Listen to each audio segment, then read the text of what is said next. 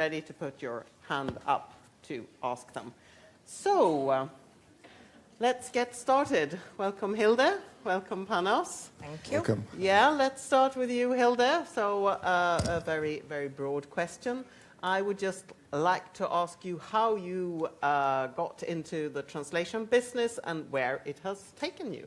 Okay, thank you, Anna, and thank you for having me here. I feel very honored. I also have an imposter syndrome coming up because I see so many experts here, and I'm on the also the expert panel. So, but well, I can share my experience. I have been in the translation business for over 27 years now, but I never ever wanted to be a translator. I studied languages and cultures of Latin America at the University of Leiden in the Netherlands.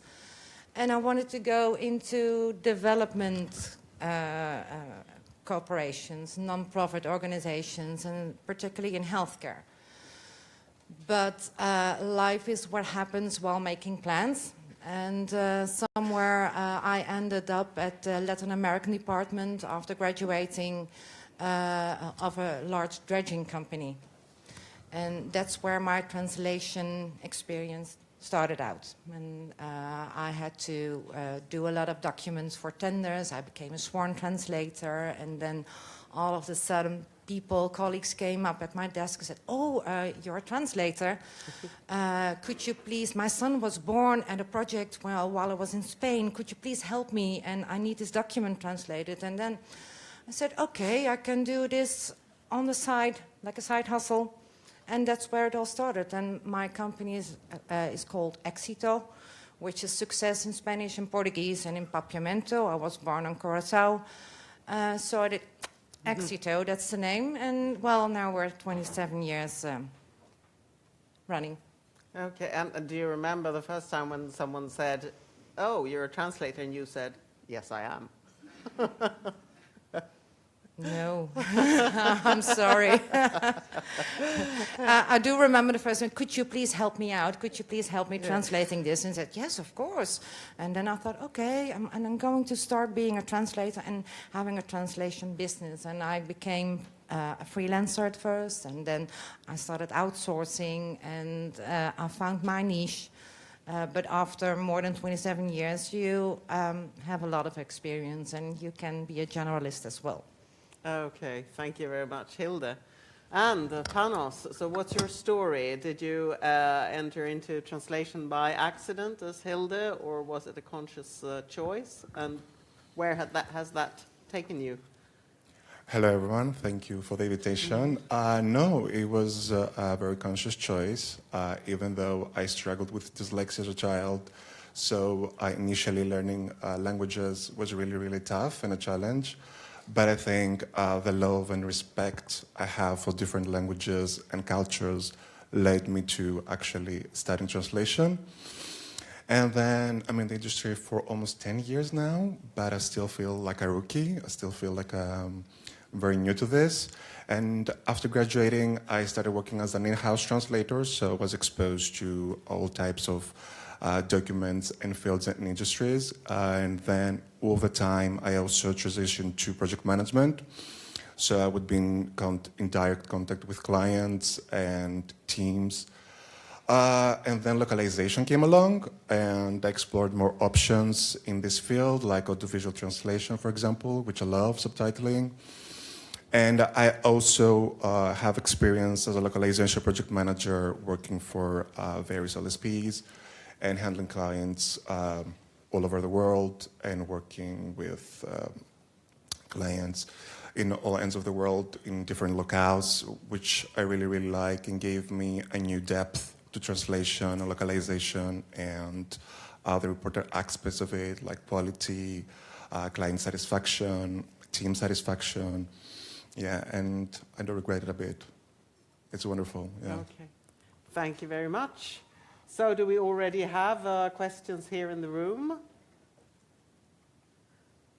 So I see there are some questions coming up on Slido. Yes. Maybe we have Slido there at the back as well, so you can all see it. And the first question from Michael Crooks. What has been the shift in percentage change from requests for direct translations to requests for post-editing in your business? And is this subject dependent? I think that's for Hilde.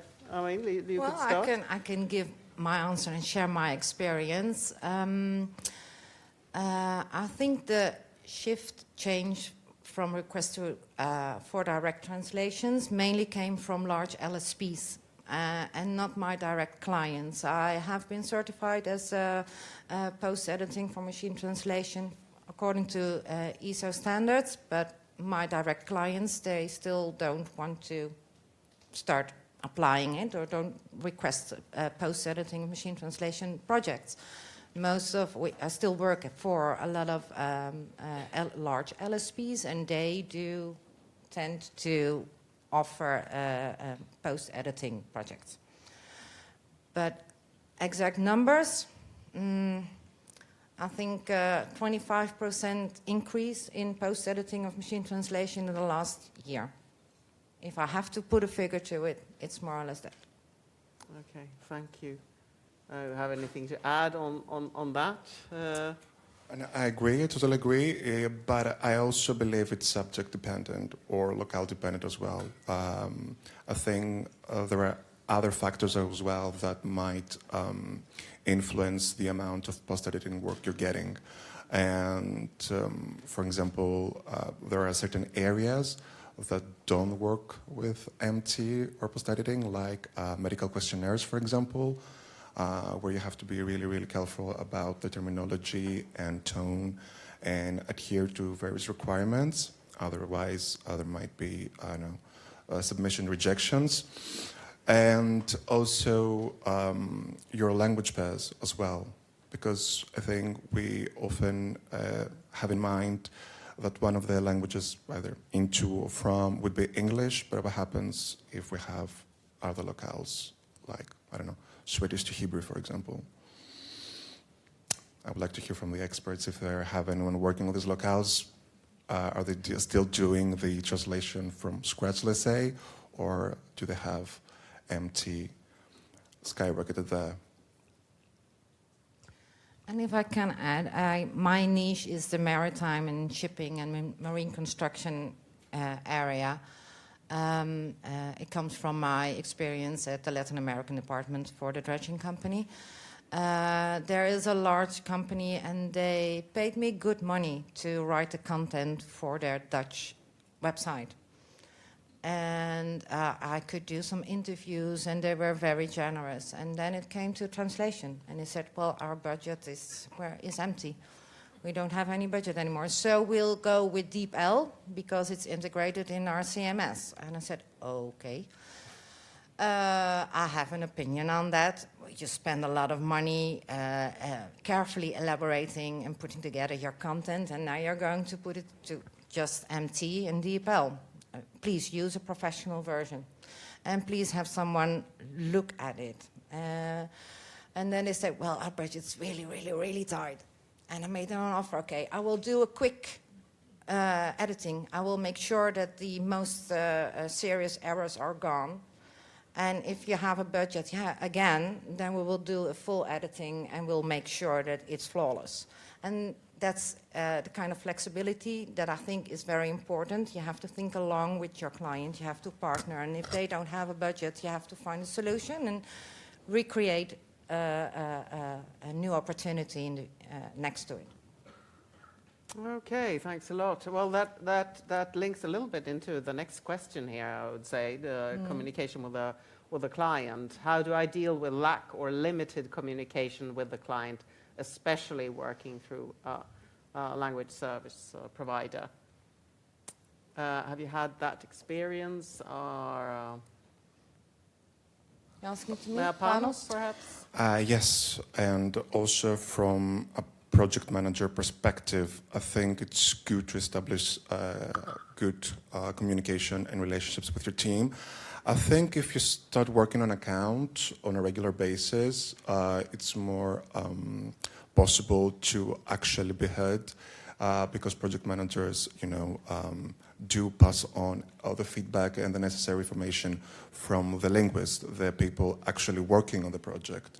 They are the experts, and clients, you know, really need to listen and hear them out, because oftentimes we might think that clients are fully aware of either what they're doing or about what they know, but this might not be the case. This might not be the case. They may have a product or a content or a service that they need to localize, translate, put whatever word you need to that, but they may not be aware of all the aspects that are entail to carry this out.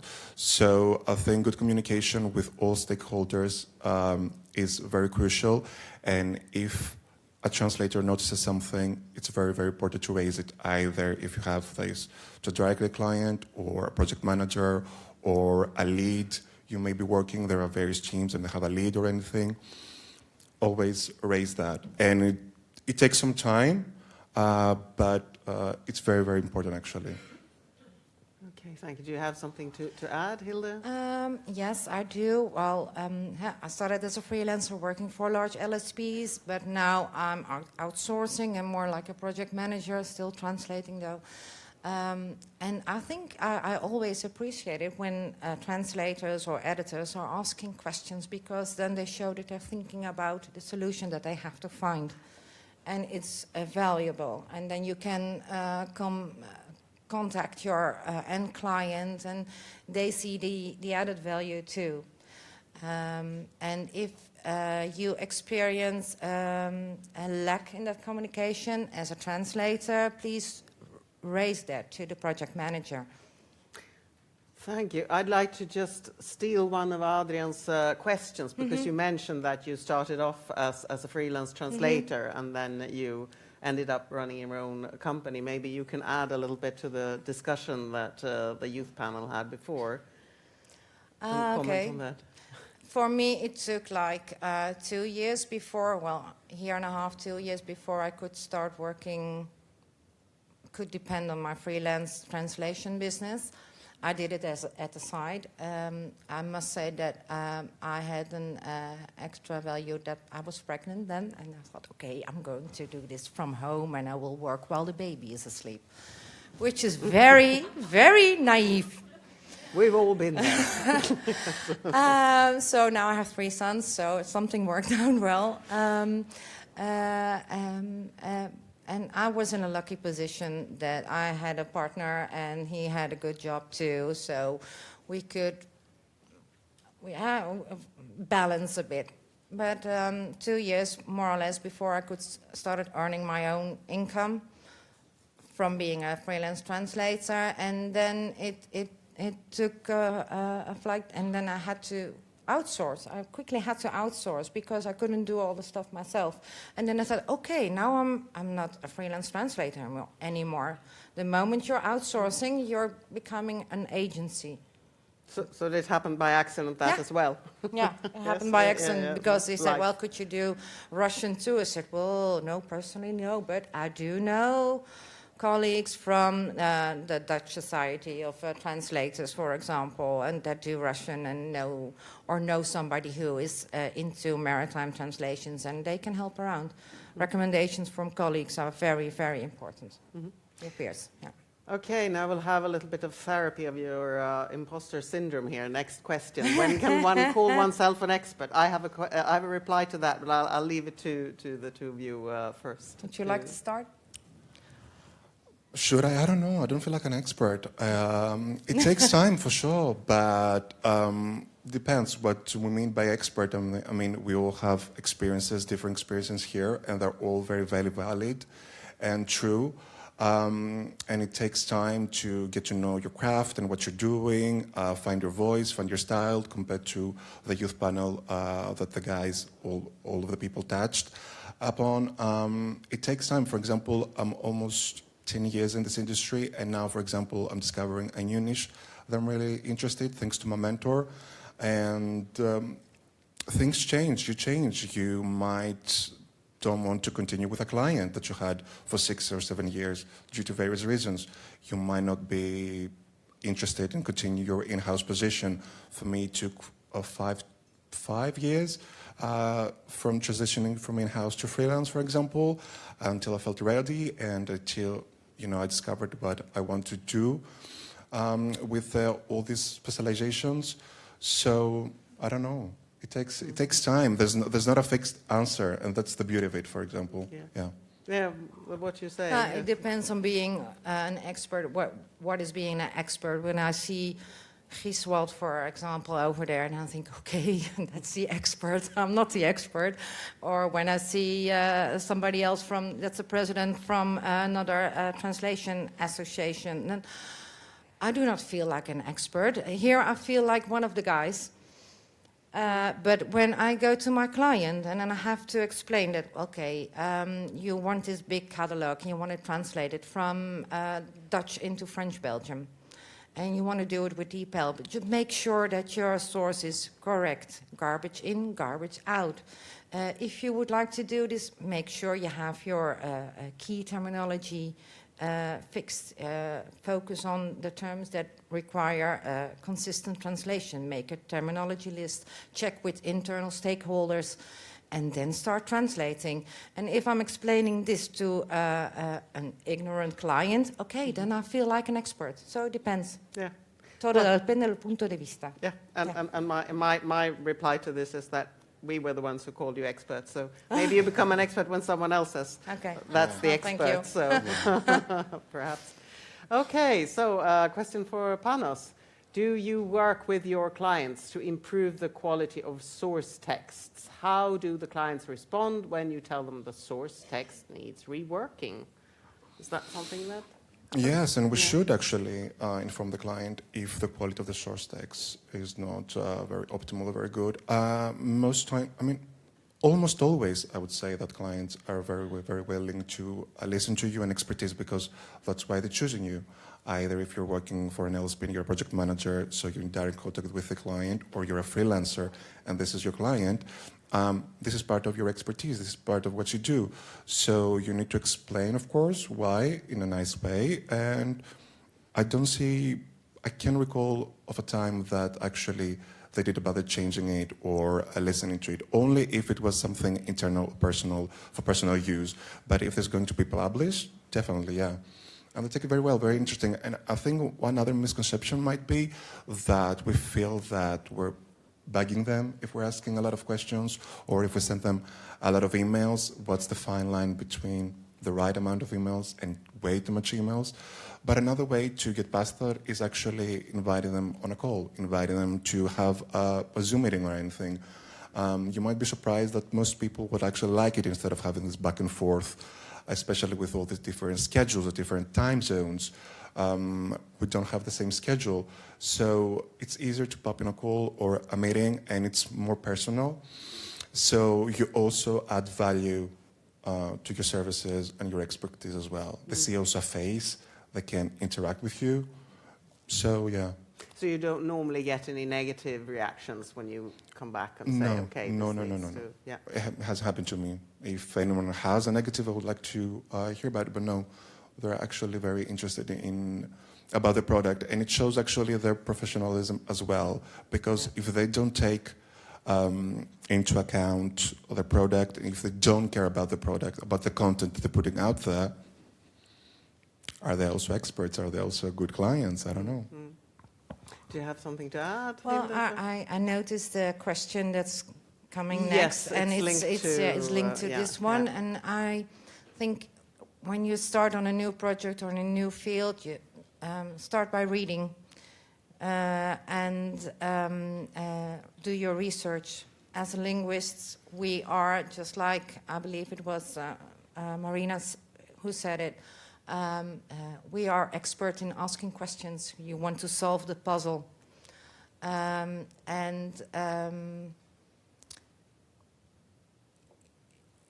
You're not losing your credibility if you want to find the right solution.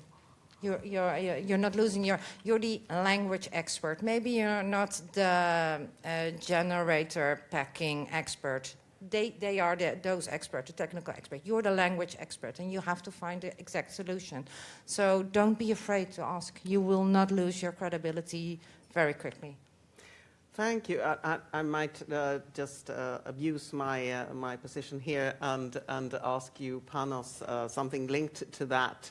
For localization, have there been any new areas with new words coming up? Because it's kind of a little bit linked to that question we had before, when you have to ask the client, more information on that situation. Yes, of course. I remember I have a lot of examples because I worked as a translator, but mainly as a localization project manager handling gaming requests, solely in being in contact with game developers. And that's a very, very interesting, field of localization where terminology plays a key role. Gamers are a very tough crowd to please. They're very passionate about the gaming and everything. So you need to be in contact with the client and ask them to provide as many information as possible. Storytelling, what is the story behind this character? What's the gender of the character?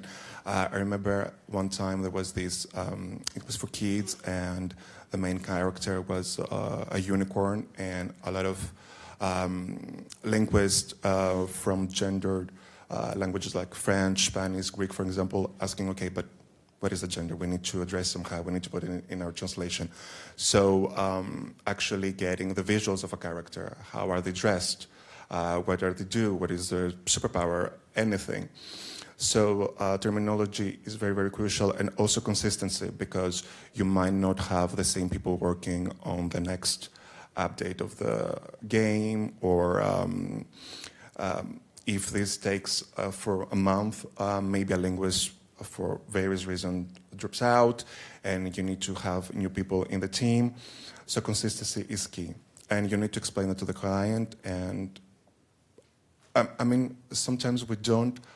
We're not explaining the reason we're asking, because we need to explain. So, okay, I'm asking this and this and this because this and this and that will happen if we don't have the answer. It might affect this, it might affect the product, it might affect user experience, it might affect the player getting a very different viewpoint of this, and there are very, strict regulations sometimes. There are also censorships involved when it comes to depictions of violence, sexuality, religious implications and everything. So, yes, you need to be very, very careful in terms of terminology and find new ways to actually approach this. And it's not easy. Even with social media and all the TikTok, all the catchphrases, all the hashtags, this is a very good example about localization and the need to find new words, new ways to express yourself and the content of your client or your content. Thank you. Exciting. Gender of unicorns. Yes. Well, yes, it is. Yeah. So next question. In your experience, do clients prioritize quality when faced with the price of a good quality service? So I imagine you both have something to say about that. Who wants to start? Hilde, yes? The answer is it depends. Sometimes your clients need a fit-for-purpose, quick solution, empty, and if you say, okay, you can do this or I can do quick editing, but you will not get the utmost quality, and they accept it, then it's okay.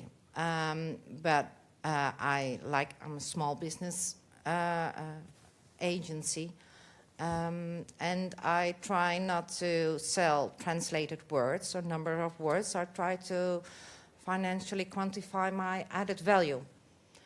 So I take an extra step. I go to court and make sure that the documents that they need for the tender are legalized in a proper way, on time, and will be there so they can win their tender. And then if they say to me, well, for example, €1,000, it's quite expensive. I said, okay, but imagine you're winning the $16 million project with my translation of €1,000.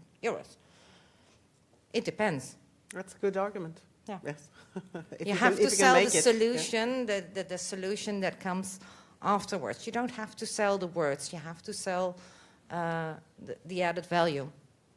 Okay. Do you have something to add, Panos? Yes, I Yeah. totally agree. And I think if you explain to them the added value from having their content or the service properly localized or translated, they might be more interested in actually spending a little bit more, or what they're thinking a little bit more. For example, I think 70% of consumers do value their ability to get information in their mother tongue rather than the price, for example. So if you are a game developer and you need to tap into international markets, for example, and you need a bigger player base, if you explain to them that this might result in bigger revenue for you, they will be more willing to actually spend more or try even new locales, for example, because they may not have the budget, let's just say, to do 10 languages now until they kick off the game, but they might choose 5 to test the water and then build on. But yeah, sometimes they will appreciate the quality over price, yeah. Okay, thank you. Yes, we have a question in the room there. A follow-up question, actually, to Hilde. You mentioned that when clients need fit for purpose, you can talk to them and explain to them, we will do, say, MTPE, and then the quality will drop, and they accept it. This is what you said. And my question is, do they really accept it? Because what I have experienced is that we talk to clients, they agree that the quality will be lower, and let's say this will be translated in a measurable way to, we will accept, say, 10 errors per 1,000 words, and then the client finds an error, escalates it, and we say, well, that's one of those 10 errors that you actually accept it, and they don't accept it. What's your experience? Okay, thank you. I always tell them, please do not use it for publications, communications, legal procedures. Please don't. But imagine you're a big vessel construction company and a large standard document comes in from Peru, the Peruvian Navy. And they want to know, do we really want to offer or submit an offer for these frigates? Do we want to? And I said, well, you can have this translated. It will cost you, if you do an ISO translation, you have the translator, the human translator, and bilingual revision, and then we do a quality assessment. It will cost you 10,000 euros. But if you do you want to know what's in there, more or less, yeah, you can do PMT, and then you can figure out, and we will make sure that your basic terminology is in there. But please only use it internally and to decide if you want to go and submit your offer. So I think that's the fit for purpose that I see. But do not use it, not yet, do not use it publicly. Does this answer your question? Yeah? Yes, thank you. Okay. Anyone else in the room? Because we've got a list here on the Slido. Yes? So you say you offer the solution. What if somebody offers the solution cheaper?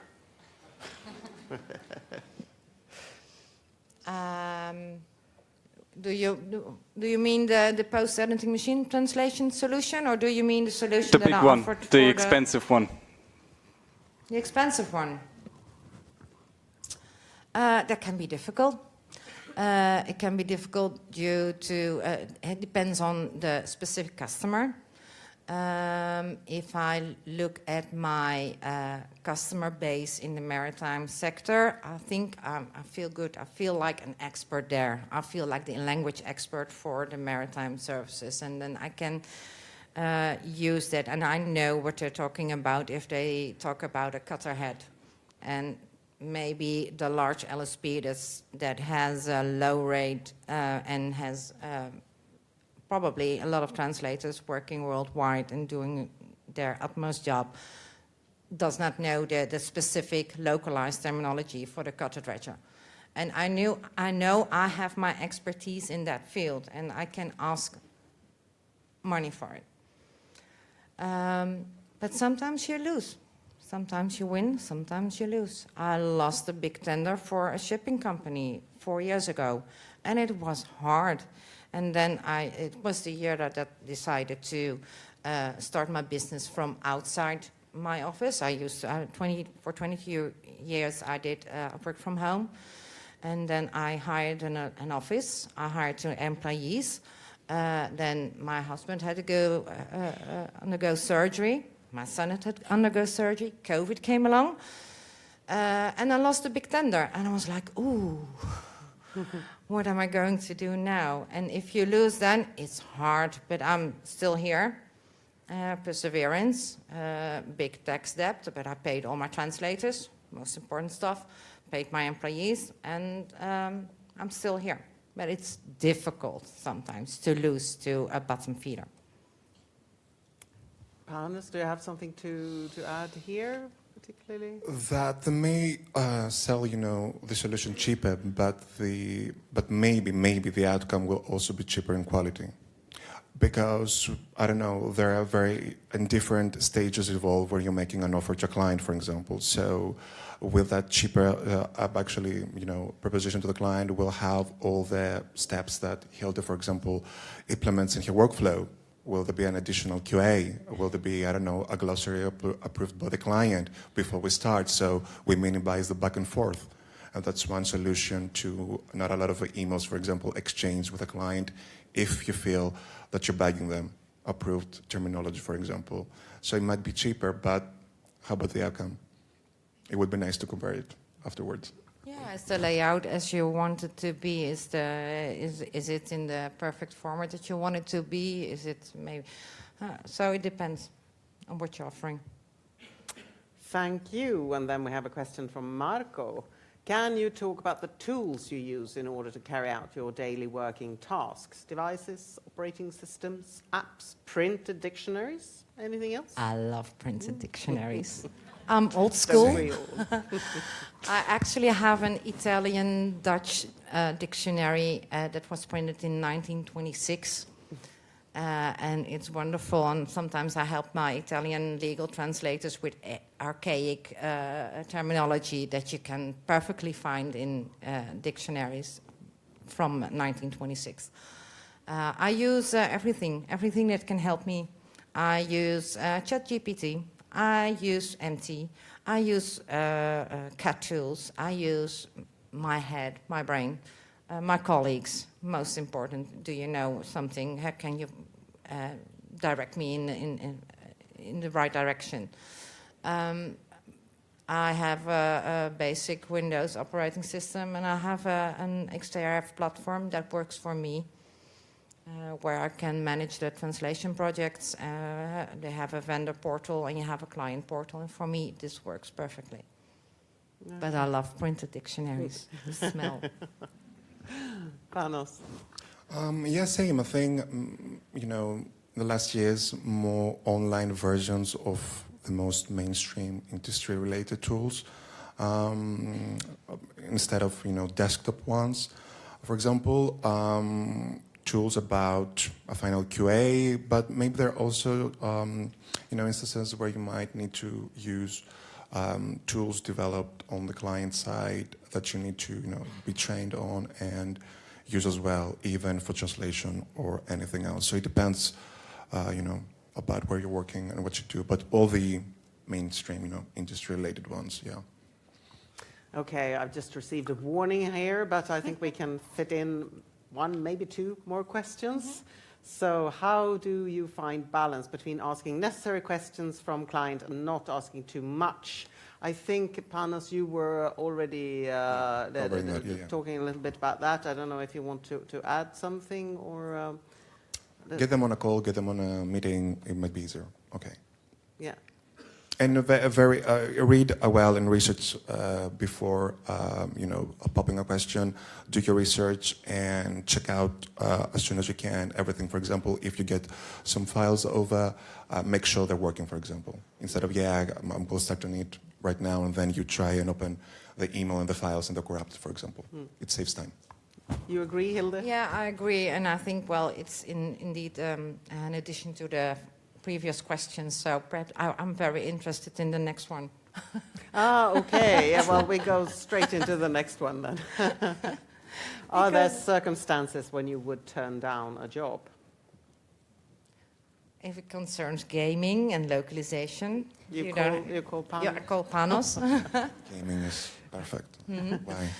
But I also had a web developer, and I'm working for them on a regular basis. And then they had a new website, and it appeared to be a dog breeding farm. I'm not sure if that's the correct word in English, but where somebody was abusing dogs to create big nests, and they were selling like 50 species, and I was like, no, I'm not going to do this. This is, I draw a line here. If it could harm people, if it could harm animals, or if it could be very harmful for environment, then I draw a line, and I say no.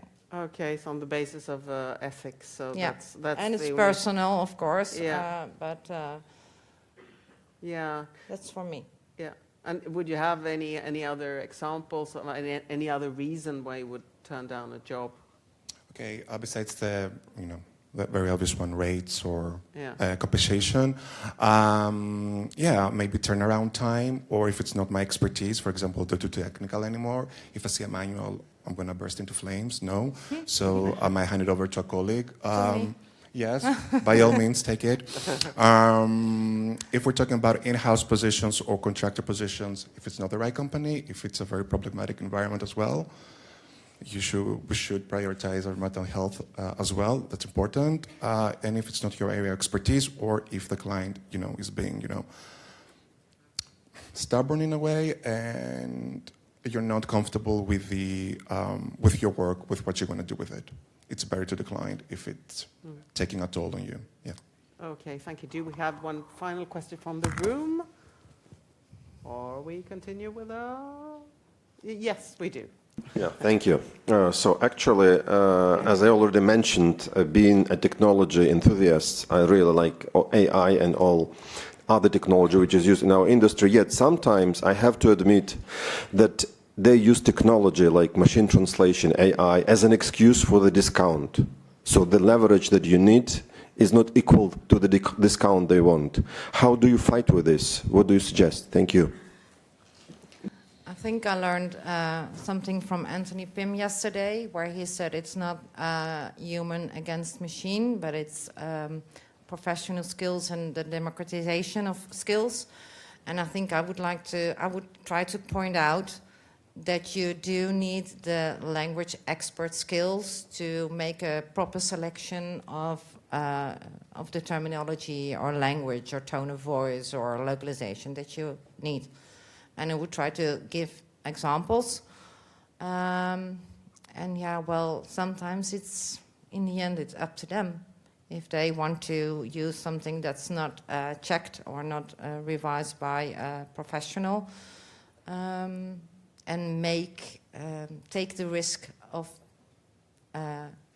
losing money because of bad language, then it's up to them. And sometimes they have to learn the hard way. So I have an example, but I think it would take too much time. I have an example in my experience. I would love to share it with you, with a large client that wanted to do it that way. Yeah. Okay. I think we have 1 more minute, so can we have a quick reply to how do you choose the niches you work in, and what advice would you give to new translators looking to specialize, from Fatima? Would you have A quick answer would be to find the things that you would like to translate, if you have the options. What are the things that you would like to translate? That's your niche, and maybe try to see if it requires another course, certification, I don't know, degree or anything, and start out by doing that. You will enjoy it more, I think. And do what you love, then you never have to work. Thank you so much, Panos, Hilde. Thank you for having us.